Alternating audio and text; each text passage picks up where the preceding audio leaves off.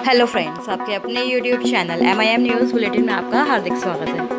बिहार में 7वें चरण की शिक्षक बहाली आरंभ होने में अब कुछ ही समय बचा है और इस पर जो नई नई खबरें हैं, चाहे कोर्ट केसेस की हो या फिर सीट्स की बात करें कि 83,000 आएंगी, 1 लाख आएंगी, 1.25 लाख आएंगी, तो इसको लेकर लगातार संशय की स्थिति तो बनी हुई है। साथ ही जो शिक्षा मंत्री विजय कुमार चौधरी हैं, वे भी आए दिन नई नई घोषणा करते रहते हैं, क्योंकि उनको भी ठीक से चीज़ें क्लियर नहीं हो पाती हैं। जो डेटा उनके सामने जाता है उसी की वे डिक्लेरेशन यानी कि घोषणा कर देते हैं। अब नीतीश सरकार जो है, नीतीश कुमार जो मुख्यमंत्री हैं बिहार के, उनकी तरफ से 7वें चरण के शिक्षक बहाली पर एक जो घोषणा की गई है उससे आपको रूबरू कराएंगे।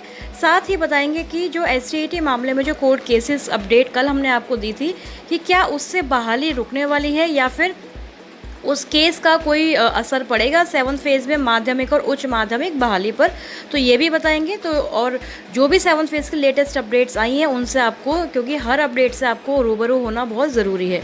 सबसे पहले बात कर लेते हैं नीतीश कुमार की जो घोषणा है उसके बारे में, उसके बाद कोर्ट केस की तरफ हम चलते हैं। देखिए, ये जो बैनर है नीतीश कुमार का, इस पर इन्होंने मेंशन किया है कि रोजगार पर रोजगार, यही है नीतीश सरकार। तो रोजगार की बात हो रही है। देखिए, शिक्षकों की बहाली की यहाँ पर बात की गई है इस बैनर के माध्यम से। राज्य में 83,300 शिक्षकों की होगी बहाली। तो देखिए, 83,300 ये कौन से शिक्षक हैं, ये भी अलग अलग कैटेगरी वाइज इन्होंने यहाँ पर मेंशन किया है।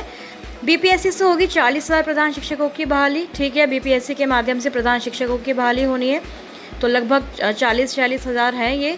उसके बाद कई विषयों के 42,000 शिक्षकों की हो चुकी है नियुक्ति। तो यहाँ पर ये जो 42,000 बताया गया है, ये छठे चरण के जो अभ्यर्थी चयनित हुए हैं अभी तक, उनकी गिनती बताई गई है। फिर जुलाई तक नियुक्त होंगे 30,000 शिक्षक। तो ये जुलाई तक जो नियुक्त होंगे ये 7वें चरण वाले नहीं हैं, ये छठे चरण के जो माध्यमिक अभ्यर्थी हैं जिनको 30-31 जुलाई को नियुक्ति पत्र मिलने वाला है, उनकी बात हुई है। उसके बाद 8,386 शारीरिक शिक्षकों की होगी बहाली।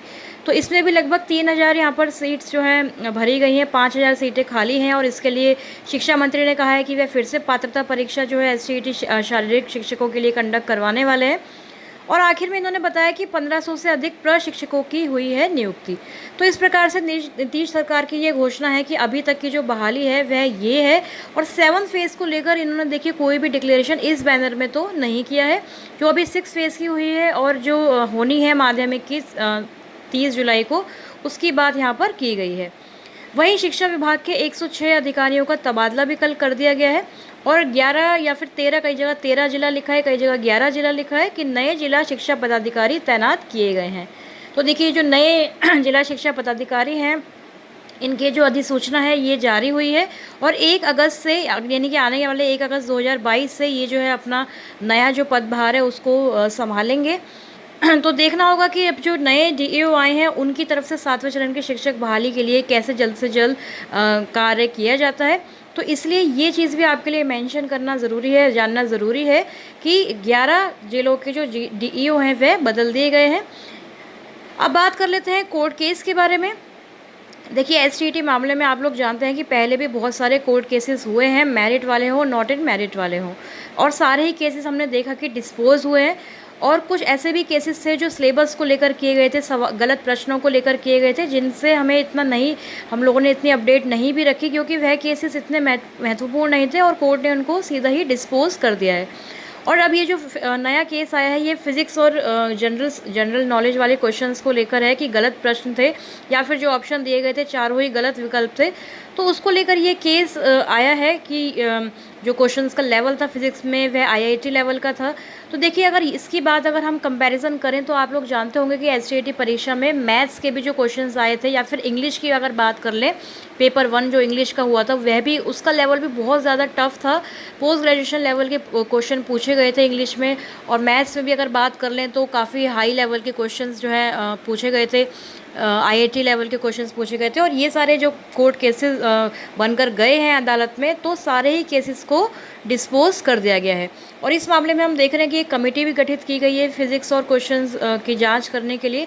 तो इसमें भी आप लोग यकीन मान के चलिए कि यह केस भी जो कमेटी जब अगर इसको देखेगी तो इसको भी 100% डिस्पोज ही करने वाली है।